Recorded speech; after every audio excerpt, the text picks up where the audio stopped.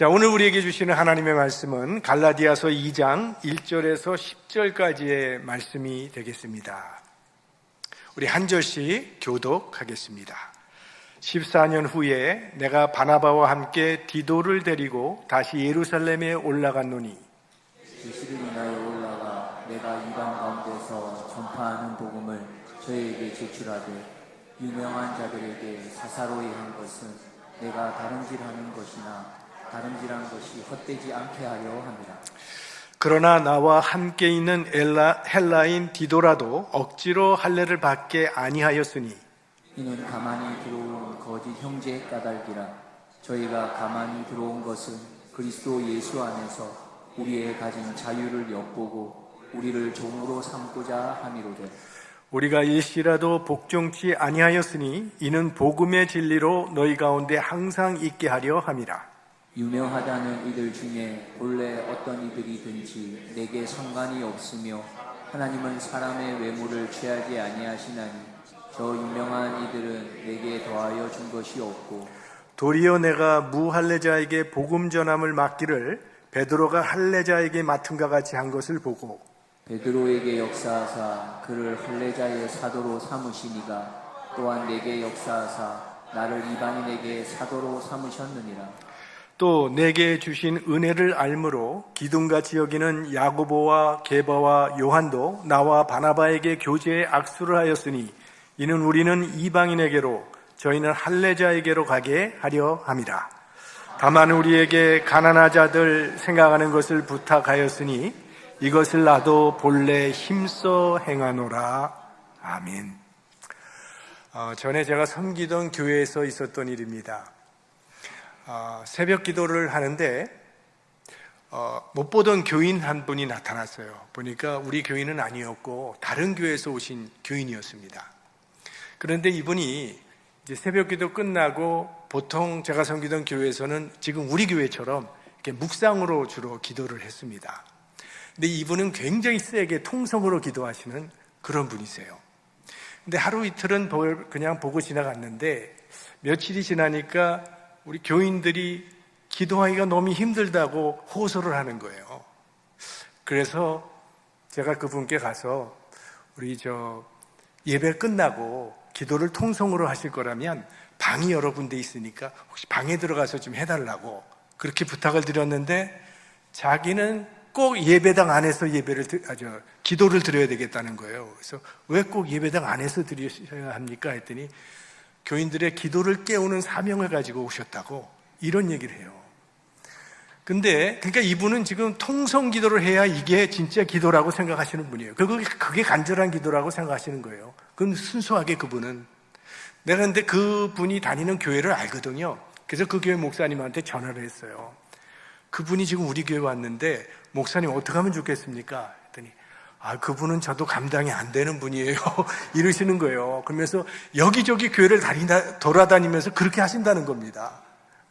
그래서 얼마간 있다가는 이분이 그 다음에는 이제 다른 데로 사명을 받고 가셨는지 그 다음부터는 안 나타났어요. 이 교회마다 신앙 문화라는 것이 있고 다시 말하면 신앙을 하는 스타일이 있다는 거예요. 그 신앙 문화는 교회마다 다 다릅니다. 이게 최고의 신앙 문화라고 할 수 있는 것은 없어요. 문화는 다 교회마다 자기 교회에 적합한 문화를 가지고 있을 뿐입니다. 그 유명한 토인비가 이런 얘기를 했죠. 문화의 차이는 있어도 우열은 없다. 모든 문화는 다를 뿐이지 우월하거나 열등하지 않다는 그런 말이에요. 이걸 인정해야 되는데 그렇지 않으면 이 세상에서는요 문화적인 오만함과 인종차별주의에 빠지게 되기 쉬워요. 신앙의 세계에서는 이거 인정하지 않으면 신앙적 독선과 이 신앙적 교만에 빠지게 되는 거예요. 이게 신앙의 문화는 다양하다라는 걸 인정하자는 거죠. 여러분 감자 드실 때 설탕 찍어 잡수세요? 소금 찍어 잡수세요? 난 소금이다. 난 설탕이다. 이런 거 가지고 싸울 필요가 있겠어요? 감자는 감자고 설탕이든 소금이든 내 입맛에 맞으면 되는 거지. 오늘 본문은 이 복음과 문화의 문제를 취급하고 있습니다. 다른 말로 하면 본질적인 것과 비본질적인 것에 대한 문제예요. 사도 바울은 우리가 알지만 이 복음의 본질에 있어서는 절대로 타협하지 않는 그런 선생님입니다. 그래서 우리 지난번에 봤지만 다른 복음은 없다라고 아주 이런 지하에 복음 아닌 것을 거부하지 않았습니까? 천사라 할지라도 우리가 전한 복음과 다른 복음을 전한다면 저주를 받을지어다. 이게 사도 바울이에요. 그런데 사도 바울께서 또 자주 사용하는 단어가 성경에 나오는데 그게 아디아포라라고 하는 단어입니다. 아디아포라는 제가 고린도서를 공부할 때 설명한 적이 있어요. 그 뜻은 이거죠. 대수롭지 않다는 거예요. 사소한 것. 하나님이 명령하시지도 않았지만 금지하시지도 않은 것.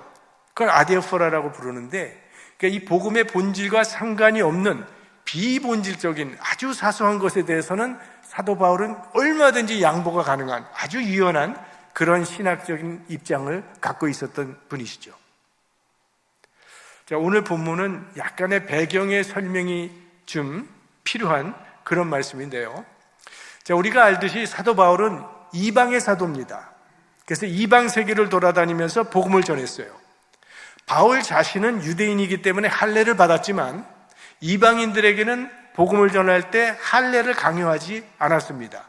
그리고 유대인의 율법도 가르치지 않았어요. 오직 예수 그리스도의 십자가와 부활만을 증거했단 말이죠. 근데 바울이 설교를 할 때마다 정말 성령의 감동으로 수많은 사람들이 예수 그리스도를 구주로 고백하며 그리스도인이 되었어요. 이 편지를 받고 있는 갈라디아 교회 교인들도 여기에 속하는 사람들이에요. 자, 이 갈라디아라고 하는 것은 바로 이것이죠.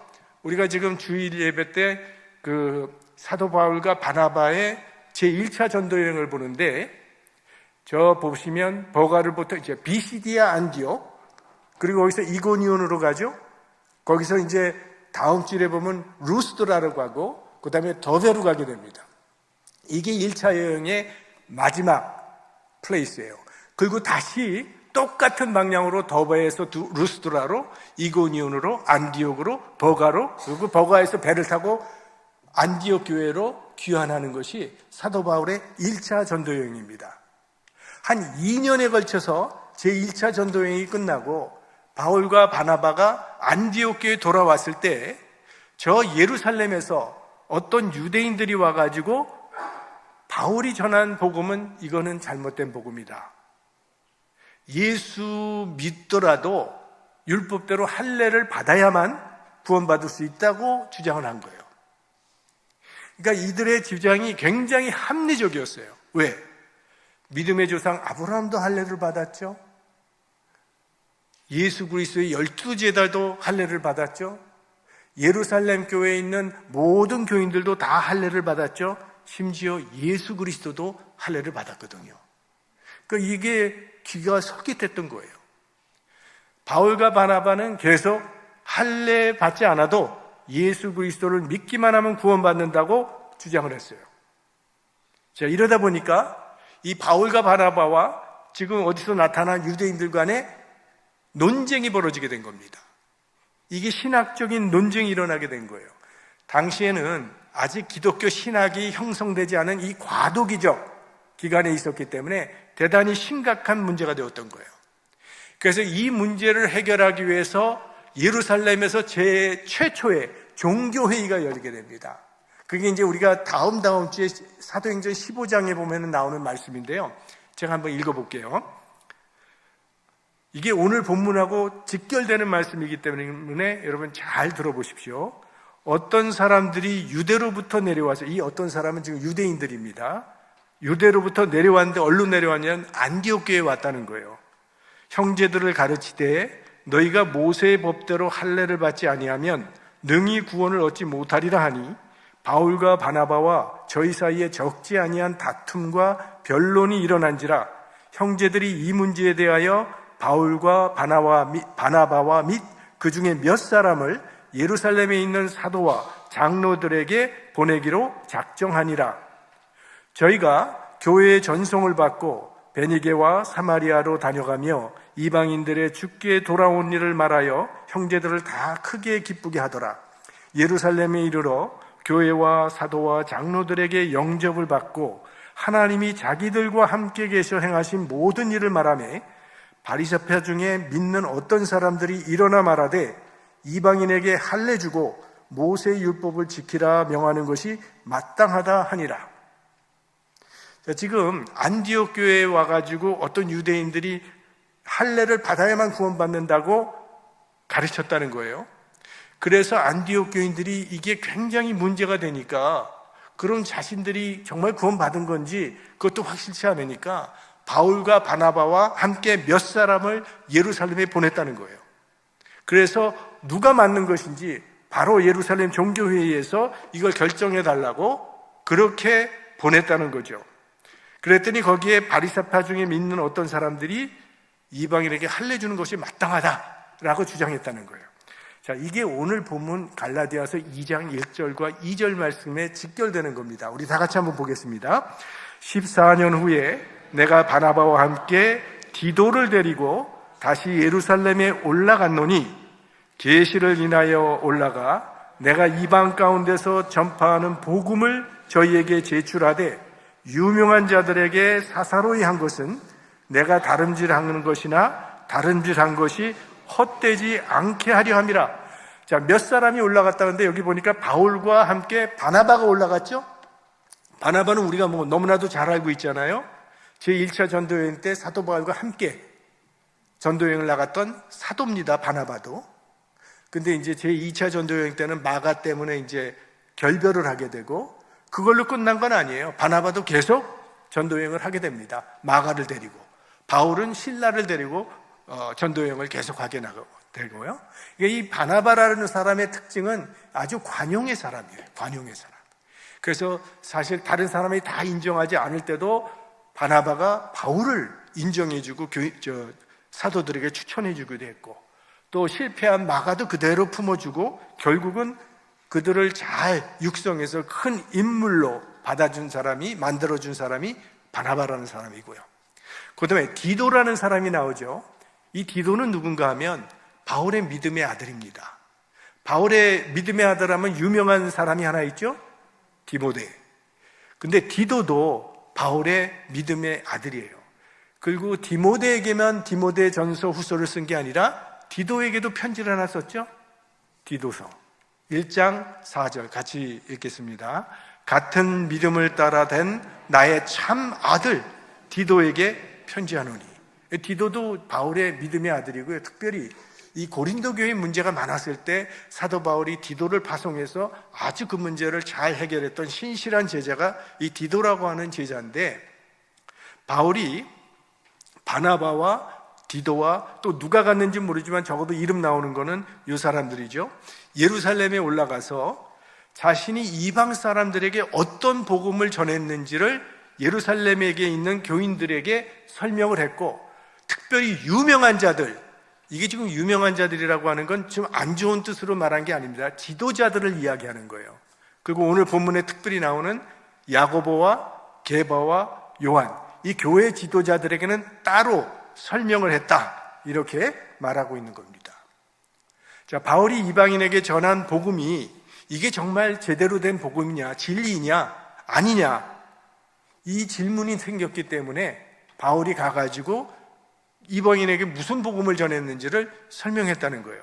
만약 예루살렘 이때 종교회의에서 율법주의자들의 주장을 그대로 받아들였다면 바울의 복음은 이단이 되는 겁니다. 그리고 그동안 그가 이방 선교사로서 그렇게 열심히 다름질했던 모든 다름질이 이게 헛것이 되어버리고 마는 굉장히 심각한 종교회의였습니다. 자, 그럼 그 회의에서 바울이 어떤 주장을 했는가? 성경에 자세히 나오지 않지만 전체 맥락을 보면 바울이 무슨 주장을 했는지를 우리가 충분히 추측할 수가 있습니다. 결국 이거예요. 복음의 본질은 동일하지만 이 복음을 전하는 방법, 스타일은 얼마든지 다를 수 있다는 거예요.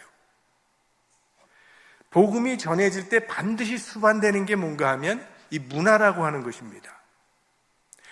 예수님은 유대인으로 이 땅에 태어나셨어요.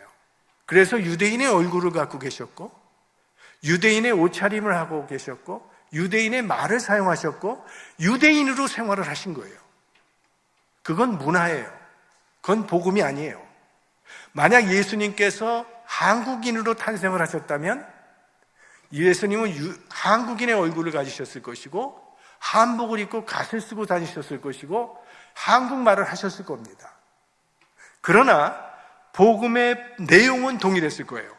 한국인으로 오셨다 할지라도 예수님은 십자가의 복음, 죄사함과 구원에 대해서 똑같은 복음의 말씀을 하셨을 겁니다.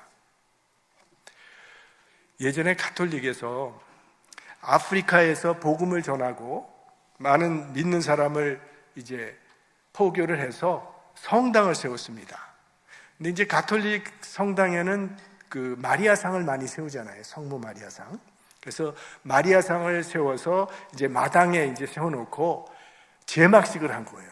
그래서 이제 신자들 다 불러놓고 이제 그 마리아상을 덮고 있던 보자기를 싹 펼쳤더니 하얀 마리아상이 나왔어요. 그랬더니 이 흑인들이 하얀 것이 우리를 어떻게 구원하겠느냐며 실망하고 다 돌아갔다는 거예요. 그래서 신부님들이 모여서 토론을 했답니다. 이거 어떻게 하면 좋겠느냐고. 그래서 토론을 할 결과 마리아상을 까맣게 칠을 했더니 신도들이 다시 돌아왔다는 거예요. 그러니까 이 현지인들의 문화와 정체성을 존중해 줬다고 하는 신뢰가 되는 것이죠. 우리 한국에 찾아오신 선교사님들 가운데는 다는 그렇지 않지만 한복 입고 다니시고 갓 쓰고 다니면서 선교하신 한국 선교사님들이 많아요. 그걸 토속 신앙이라고 하잖아요. 토속 문화를 그대로 수용하면서, 그러나 복음이 변하는 건 아니죠. 복음의 내용을 그대로 가지고 다니면서. 이럴 때 자기 문화를 고집하기 시작하면 마리아상은 당연히 하야야지, 그걸 계속 고집한다면 복음을 막는 결과가 되는 거죠. 그러니까 구원은 오직 믿음으로 얻습니다. 이게 복음의 본질이에요.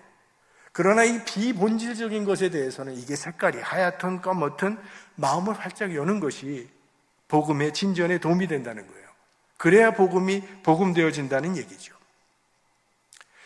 자, 우리가 사람마다 자기가 살아온 생활의 틀이 있고 또 이 생각의 틀이라는 것이 있습니다. 이거 벗어나기가 참 어렵습니다. 제가 한번 말씀을 드렸죠. 제가 아는 장로님 한 분이 자기가 체험한 이 문화의 충격을 알려주셨는데, 그 둘째 딸, 고등학생밖에 안 된 딸인데 좀 야단을 쳤다는 거예요. 그런데 이렇게 꾸지람을 하는데 이 둘째 딸이 장로님의 눈을 째려보더라는 거예요. 한국에서는 절대 그럴 수 없잖아요. 야단을 치면 눈을 깔아야지. 그리고 머리 숙여야죠. 근데 야단을 치는데 꾸지람을 받으면서도 장로님을 빤히 쳐다보니까 장로님이 너무 화가 난 거예요. 이런 건방진 애가 다 있냐 하면서 계속 심하게 화를 냈더니 이 딸은 아버지가 왜 화를 내는지 도무지 이해가 안 돼서 우는 거예요. 그걸 보다 못해서 첫째 딸이 개입을 한 거예요. 아버지, 미국에서는 남이 이야기할 때 눈을 바라보는 것이 예의라고. 그 얘기 듣고 장로님이 굉장히 둘째 딸에 대해서 미안한 마음을 가졌다는, 그 문화의 충격에 대해서 그런 얘기를 해주셨어요. 그러니까 이 문화가 부딪히게 되면 충돌이 일어나는데, 예수 그리스도의 복음이 예루살렘에 있었을 때는요, 이건 히브리적 문화권에 있었기 때문에 아무 문제가 없었어요. 그런데 이 복음이 이제 이방 헬라 문화로 나아가면서 문제가 발생하게 된 거죠. 그 문제란 가장 심각한 것이 할례였어요. 할례. 자, 유대주의자들은 이방인들도 할례 받아야만, 그러니까 먼저 유대인으로 개종을 해야만 하나님의 백성이 될 수 있다고 주장했던 거예요. 근데 그게 유대인들이 그동안 가지고 있었던 그들의 그 선민 의식이거든요. 그래서 예수님 오기 전까지도 경건한 이방인들이 많았잖아요. 이 사람들은 유대인은 아니지만 유대교로 개종한 경건한 이방인들이 많았다고요. God fearer. 우리 사도행전에 보면 그거 나오잖아요. 유대인의 회당에 유대인만 있었던 거 아니라 하나님을 섬기는 경건한 자들, 이들은 이방인들을 말하는 거예요. 이들이 함께 있었다는 거죠. 근데 문제는 이 할례를 복음의 본질로 생각했기 때문이죠. 하지만 이 할례는 어디까지나 유대인들의 종교 문화거든요. 마치 한국 종교 문화의 이 술, 담배 문제랑 비슷하단 말이죠. 이 할례라는 것이. 우리 한국의 한 장로님이요, 참 존경하는 미국 목사님이 있어서 그 목사님을 집으로 초청하셔가지고 식사 대접을 했대요. 그런데 식사가 끝나자마자 목사님이 담배를 물더라는 거예요. 그 장로님이 너무너무 충격에 빠진 거예요. 한국에서는 이거 있을 수 없는 일이잖아요. 하나도 안 놀라시네. 한국 개신교는 알지만 이 술과 담배를 금하고 있습니다. 가톨릭에서는 술과 담배를 허용하고 있습니다. 교황 중에는요, 하루에 한 갑씩 피우는 그런 교황도 있었어요. 바티칸에 가면 담배 물고 다니는 사제를 쉽게 볼 수가 있습니다. 지금 프란시스코 교황님이 이제 돌아가셨지만 그분은 굉장히 와인을 즐기시던 그런 교황님이셨어요. 이런 것들은 신앙 문화예요. 아디아포라. 이런 거를 가지고 복음의 본질이라고 착각을 해서는 안 된다는 거죠. 그러니까 이 기독교회는 문화적인 요소와 복음적인 요소를 동시에 가지고 있는데 이걸 잘 구분할 줄 알아야 합니다. 문화는 얼마든지 바뀔 수 있어요. 하지만 복음은 절대로 바뀌어서는 안 되죠. 그런데 이 문화와 관습을 고집하면서 이 비본질적인 요소를 절대화시키면 그때부터 큰 문제가 발생하게 되는 겁니다. 그러니까 교회마다 신앙 문화는 다릅니다. 신앙의 색깔이 다르고 신앙의 스타일이 다르다는 거예요. 그래서 예배 형식도 다르고 신앙을 표현하는 방법도 여러 가지로 나타나는 거예요. 우리 교회도 우리 교회 나름대로 스타일이 있잖아요. 우리가 갖고 있는 신앙 문화가 있는데 교회마다 각각의 스타일이 있다는 거예요. 그러나 문화는 다르지만 믿는 복음은 똑같은 거죠. 다 예수 그리스도를 믿고 있어요. 이거 인정할 줄 알아야 된다는 거예요. 그렇지 않으면 교파 간의 싸움이 일어나고 분열될 수밖에 없어요. 자기 신앙 문화가 더 우월하다고 생각하는 것이 문제입니다. 예수님은 요단강에서 침례 받으셨잖아요. 그러니까 장로교에서 머리만 이렇게 뿌리는 건 그건 성경적이 아니라고 막 우기는 그런 괴로운 경험도 갖고 있었습니다. 신앙 문화는 다양하다는 것, 하나님은 온몸을 물에 담그는 침례 받은 자도 받아주시지만 머리에만 물을 뿌리는 그런 세례도 받아주시고 이렇게 조용히 예배드리는 예배도 받으시고 손을 높이 들면서 찬양하는 그 찬양도 하나님 받으시고 통성기도도 받으시고 조용한 묵상기도도 받으신다는 거예요. 중요한 것은 스타일이 아니죠. 우리의 마음이죠. 왜? 하나님은 우리의 중심을 보시기 때문에. 그러니까 함부로 다른 사람의 신앙에 대해서 말하는 건 상당히 교만에 빠지기가 쉬운 거예요. 신앙적 우월감은요, 교회를 분열시키는 암 같은 존재입니다.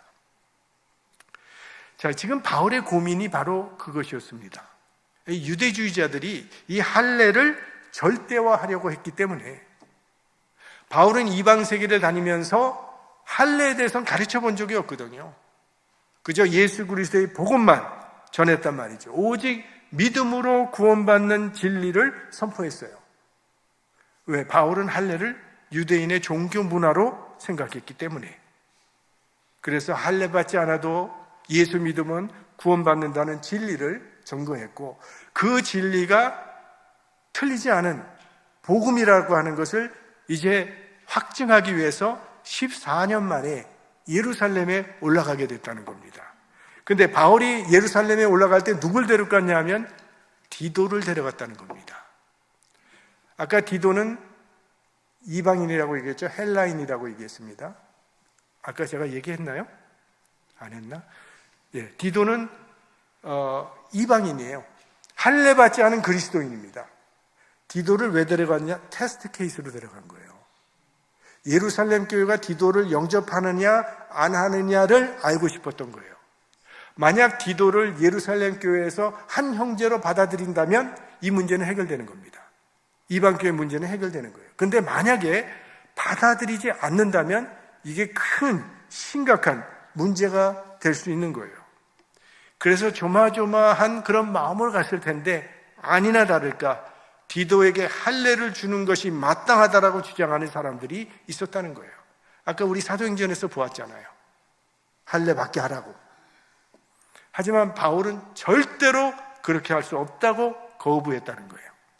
자, 3절 말씀 같이 읽겠습니다.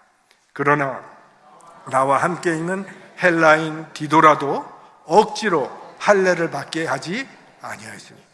그렇게 받으라고 하는 사람들이 주장을 했지만 난 절대로 디도에게 할례 주지 않았다. 그 이유가 뭐냐? 5절 같이 보겠습니다. 우리가 일시라도 복종치 아니하였으니 이는 복음의 진리로 너희 가운데 항상 있게 하려 함이라. 이게 무슨 뜻인가 하면 복음의 진리를 흐리지 않게 하기 위해서 디도에게 할례를 주지 않았다는 것입니다. 만약에 디도에게 할례를 받게 했다면 기독교 복음은 예수 그리스도를 믿음으로 구원받는다는 그 교리는 이제는 문제가 생기게 되는 거예요.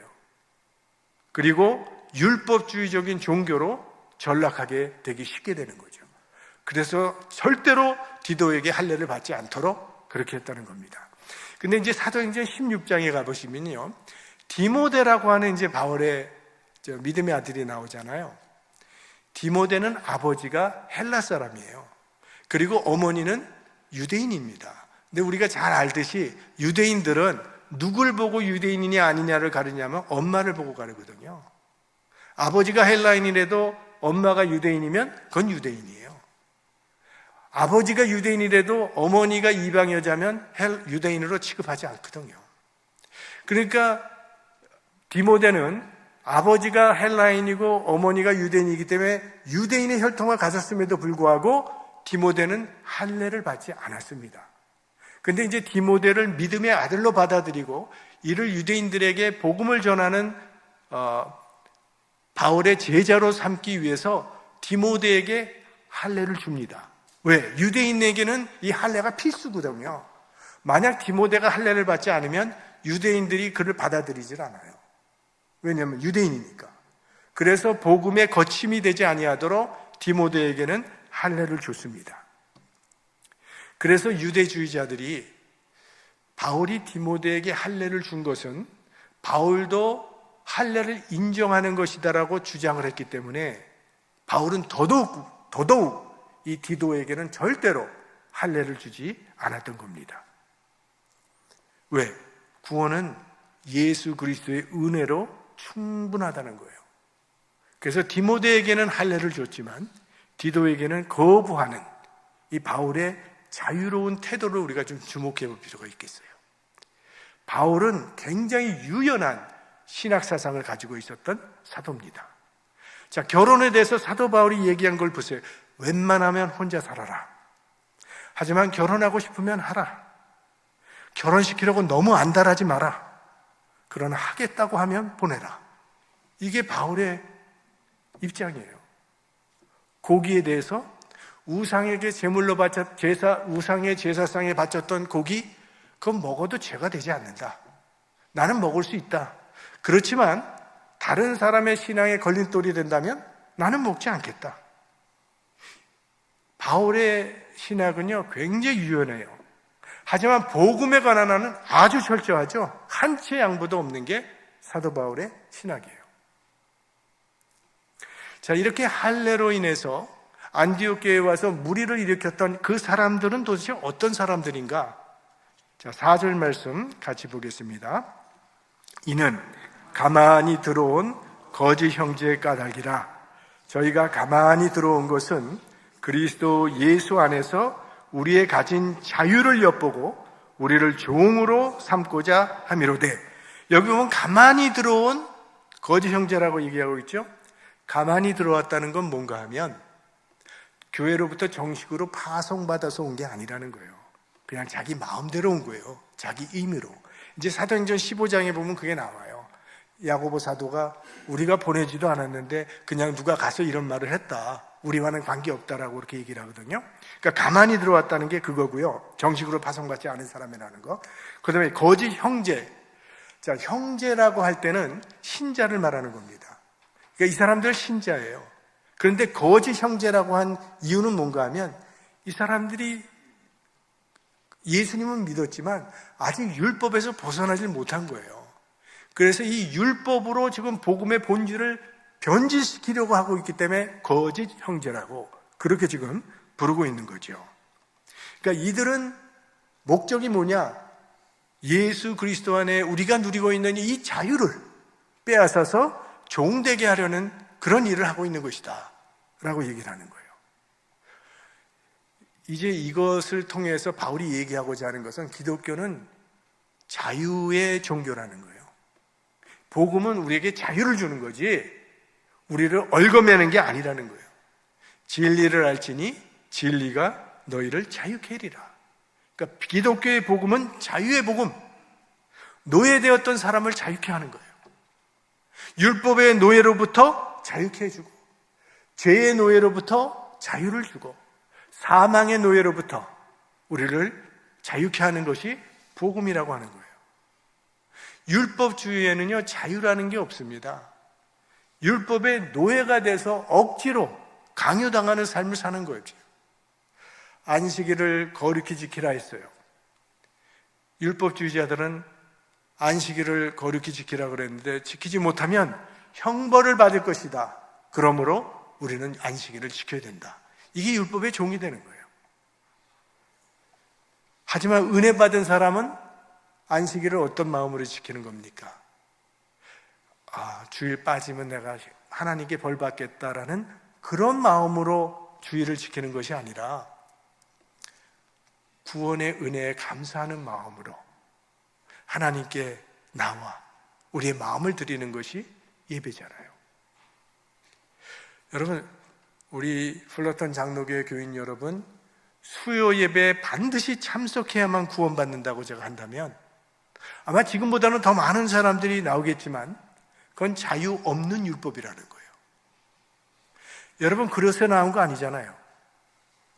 왜 그런 말도 안 했는데 나오셨어요? 이것이 자유한 그리스도인의 모습이라는 거예요. 이게 자유라는 거죠. 바울은요, 이방 사람들이 신앙의 방법과 유형과 스타일은 다르지만 믿는 내용은 지금 같다고 주장하는 겁니다. 그리고 본질이 같다면 그 스타일이 무슨 문제가 되냐고 말하는 거예요. 자, 이런 바울의 설명, 주장에 대해서 예루살렘 총회는 어떤 결정을 내렸는가? 그게 8절입니다. 함께 보겠습니다. 베드로에게 역사하사 그를 할례자의 사도로 삼으시니가 또한 내게 역사하사 나를 이방인의 사도로 삼으셨느니라. 이게 지금 개역 한글로 보니까 조금 잘 이해가 안 되는데요. 이거를 보면 이런 얘기예요. 베드로를 할례자의 사도로 삼으신 하나님께서 나는 이방인의 사도로 삼으셨다는 것을 사람들이 알게 되었습니다. 라는 그런 뜻입니다. 그러니까 베드로는 유대인의 사도로, 바울은 이방인의 사도로 인정되었다는 말이에요. 이거는 사도 바울이 전한, 이방인에게 전한 그 복음이 진리라는 것을 밝혀주는 거죠. 바울의 예수 믿지 않아도, 할례 받지 않아도 예수 믿으면 구원받는다고 외쳤던 사도 바울의 복음이 진리라는 것을 결정해 준 거예요. 그리고 율법주의자들을 주장을 반박한 것이 예루살렘 교회의 결국은 결정이 됩니다. 그래서 베드로는 유대인의 사도로, 바울은 이방인의 사도로. 그런데 그렇게 되기에 굉장히 각각 적격이었죠. 베드로는요, 갈릴리 출신 아주 소박한 유대인이었고요. 바울은 헬레니즘의 중심지였던 이방 땅 다소 출신이에요. 그래서 베드로는 유대교 종교밖에는 아는 게 없어요. 근데 바울은 헬라 문화와 헬라 철학까지도 조예가 깊은, 게다가 헬라어까지 하는 그런 사람이었어요. 그리고 가말리엘의 문화생으로 율법도 통달한 사람이고, 무엇보다도 이제 로마 시민권이 있었기 때문에 세계를 누비면서 다니면서 로마 시민이라고 하는 법의 보호를 받으면서 전도 활동을 했던 사람이 바울입니다. 그러니까 베드로냐 바울이냐 누가 우월한가 비교할 것이 아니라, 베드로 안에서 역사하시는 분도 하나님이시고 바울 안에서 역사하시는 분도 동일한 하나님이라고 얘기하는 거예요. 베드로는 유대인의 사도로 부름을 받은 것이고, 바울은 이방인의 사도로 부르신 하나님은 동일한 하나님이라는 거죠. 베드로가 전하는 복음도 십자가와 부활의 복음이요, 바울이 전한 복음도 십자가와 부활의 복음이라는 거예요. 그러니까 우리가 붙들어야 할 것은 복음, 그 복음의 본질이라는 거예요. 본질 위에 서 있다면 신앙의 문화나 스타일은 다양할 수 있다는 거예요. 그러니까 본질은 붙잡고 아디아포라는 관용하는 것이 하나 될 수 있는 연합의 매우 중요한 원칙이 되는 거죠. 그래서 어거스틴은 이런 말을 했습니다. 본질적인 것에는 일치를, 비본질적인 것에는 자유를, 모든 것에 사랑을, 이게 하나 될 수 있는 원칙이라고 말을 했어요. 근데 참 안타까운 것은 복음의 본질을 붙잡기 위해서 싸우기보다는 자기 자존심, 이 자기 고집을 내세우기 위해서 싸우는 것이 사실 상당히 많은 그런 현실이 안타까운 거죠. 자, 우리가 이렇게 한 교회 안에서 예수 믿는 것은 다 같지만 우리 생각이 다르잖아요. 그리고 우리 방법이 다를 수도 있어요. 하지만 우리는 다 예수 그리스도 안에서 한 형제요 자매라는 사실을 잊지 마시기 바랍니다. 우리를 부르신 분도 하나님이시고 우리 안에 역사하시는 분도 동일하신 하나님이십니다. 우리 모두 복음의 본질 위에 굳게 서서 서로 사랑하고 존중하면서 이 땅에 하나님의 나라를 함께 세워나가는 믿음의 공동체가 될 수 있기를 주님의 이름으로 축원합니다.